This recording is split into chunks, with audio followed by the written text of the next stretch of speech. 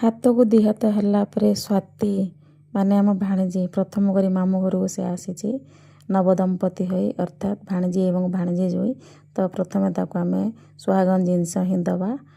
ତ ସିନ୍ଦୁର ପିନ୍ଧେଇ ଦିଆଗଲା। ବର୍ତ୍ତମାନ ଅଳତା ଲଗାଇ ଦିଆଯାଉଛି। ତ ଦେଖନ୍ତୁ ମୁଁ କେମିତି ଭାବରେ ତାକୁ ଲଗାଇ ଦେଉଛି, କାହିଁକିନା ସବୁଦିନ ଲଗାଇବା ପ୍ରଥମ କରିକି ମାନେ ନବଦମ୍ପତିକି ଆମେ ଲଗାଇବା, ସିଏ ତା'ର ଗୋଟେ ଖୁସି ଅଲଗା।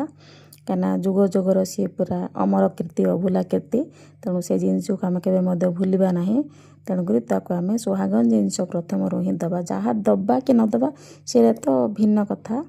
ତ ପ୍ରଥମ କରି ଯେହେତୁ ଆସିଛନ୍ତି ସେମାନେ ଏପ୍ରିଲ ମାସରେ ତା'ର ବାହାଘର ସରିଯାଇଛି ଆଉ ବର୍ତ୍ତମାନ ଆସିଛନ୍ତି।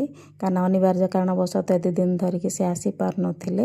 ଏବେ ହଠାତ୍ କରିକି ଆସିଲେ ଯେହେତୁ ତ ଆମେ ଯାହା ବି ଦେବା କି ନ ଦେବା କିନ୍ତୁ ଯେଉଁଟାକି ମାନେ ଜରୁରୀ ତାକୁ ଦେବା କଥା ସେ ଜିନିଷ ହିଁ ଆମେ ପ୍ରଥମରୁ ଦେବା। ତ ତାକୁ ଗୋଟିଏ ଗୋଡ଼ ବର୍ତ୍ତମାନ ସରିଯାଇଛି ଅଳତା ଲଗା, ଆର ଗୋଡ଼ ଚାଲିଛି। ତ ଦେଖନ୍ତୁ ସେ ଲାଜେଇ ଯାଉଛି, କାହିଁକିନା ସେତେବେଳେ ଆସିବା ବର୍ତ୍ତମାନ ଆସିବା ଭିତରେ ବହୁତ ଫରକ ଅଛି।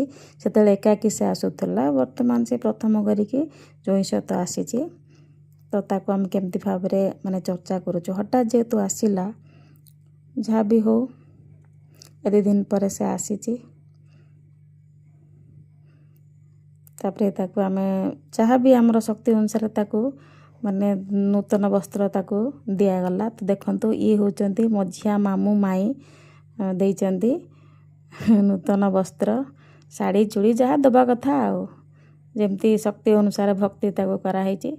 ହଠାତ୍ ଯେହେତୁ ଆସିକି ପହଞ୍ଚିଗଲେ, ମାଇଁ ଆମେ ଆସୁଛୁ, ମାମୁଁ ଆମେ ଆସୁଛୁ, ଆରେ ଆସିବ ତ ଆସ, କ'ଣ ହେଲା। ସେଠୁ ଆସିଲେ ଗୋଟେ ଖୁସିର ମାହୋଲ କିଛି ସମୟ ପାଇଁ ଜମିଗଲା। ତ ବହୁତ ଖୁସି ବି ଲାଗିଲା। ଅଳ୍ପ ସମୟ ରହିଲେ କିନ୍ତୁ ଭଲ ଲାଗିଲା, ପରିବେଶଟା ଜମିଗଲା।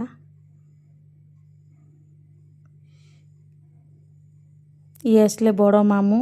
ତ ଦେଖନ୍ତୁ ବଡ଼ ମାମୁଁ ମାଇଁ କ'ଣ ଦେଉଛନ୍ତି, ତାପରେ ଆଶୀର୍ବାଦ ଭିକ୍ଷା କାମନା କଲେ ବଡ଼ ମାଇଁଙ୍କର। ଇଏ ଆସିଲେ ସାନ ମାଇଁ, ସବୁଠାରୁ ସାନ, ଇଏ ବି ଦେଉଛନ୍ତି।